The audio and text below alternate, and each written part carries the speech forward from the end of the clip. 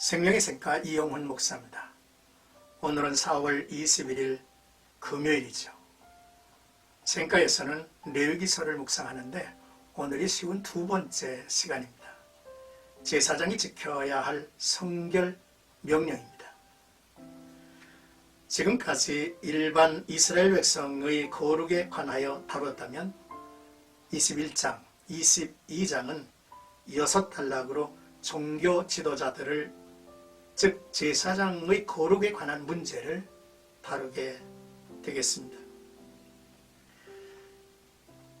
제사장의 직무를 수행하며 하나님 앞에 서기 위해 일반 백성들보다 더 높은 거룩의 기준을 가지고 규례를 지켜야 한다는 것을 말씀해 주고 계시죠. 먼저 1절에서 4절까지는 제사장은 자신을 더럽혀 속되게 하지 말지니라 라고 하는 내용입니다. 제사장이 지녀야 할 존재 가치는 거룩함, 곧 성결입니다.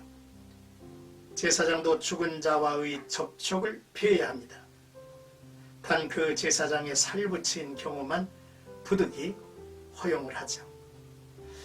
여기서 아내가 언급 안 된 것은 아내는 그 남편과 한 몸이므로 당연히 여겨져서일 것입니다.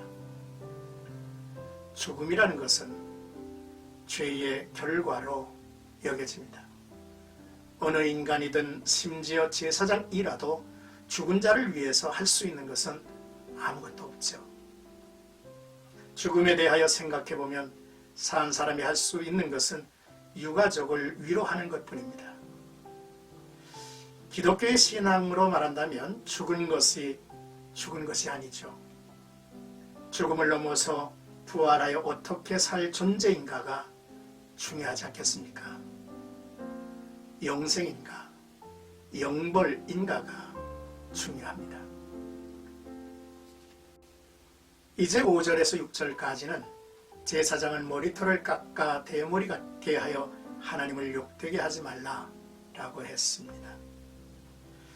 고대 우상을 섬기던 이방 풍습에서 비롯된 머리카락이나 수염, 신체의 어떤 부분을 훼손하는 것은 하나님의 뜻을 거스르는 것입니다. 특히 애굽의 제사장들은 가까운 친척이 상을 당하면 애통의 표현으로 머리를 삭발하는 관습이 있었다고 하죠.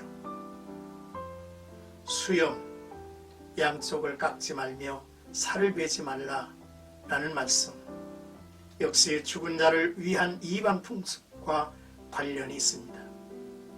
긴 세월 애굽의 노예로 살았던 이스라엘은 애굽 우상 문화의 영향을 많이 받았을 것입니다.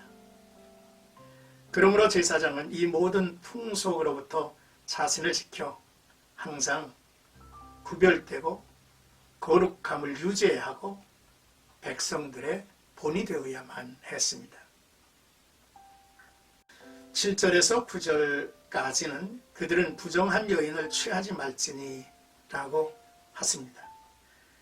제사장들은 결혼에서도 순결하고 흠이 없어야 하죠. 그러므로 제사장이 창녀나 이혼당한 여인과 결혼하는 것은 하나님 창조 질서에 반하는 것이죠.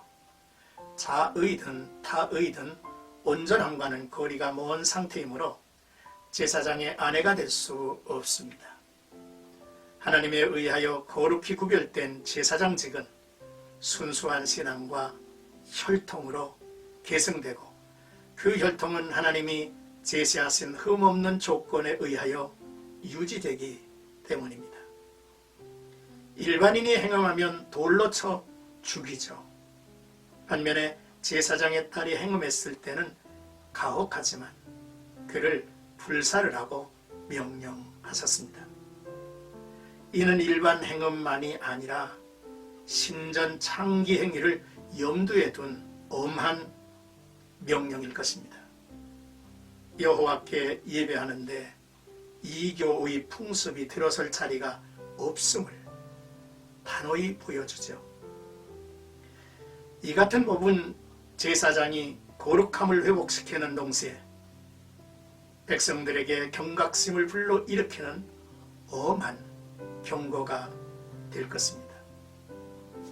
사랑하는 생각가족 여러분, 우리의 삶에 있어서 남보다 구별된 그리고 거룩한 삶의 영역을 좀 더 높여 가는 것, 그리고 엄격하게 세우는 것은 지혜입니다.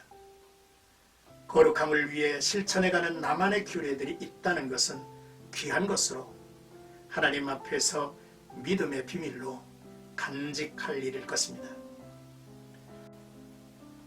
디모데전서 3장의 말씀을 보면 새롭게 세울 규례들이 무엇인지를 찾아보게 합니다.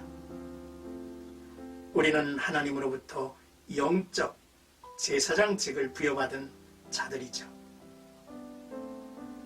그러나 한 가지 조심할 것은 내가 세운 기준으로 남을 평가하고 폄하하는 것은 교만입니다. 하나님은 교만한 자를 물리치심을 알아야겠죠. 오늘도 나와 여러분들의 삶 속에 하나님이 함께 하시고 또 하나님이 나를 부르신 부름의 뜻을 이루고 행하며 무엇보다도 구별되고 거룩한 모습이 우리 주변에 증거되기를 주님의 이름으로 축복합니다.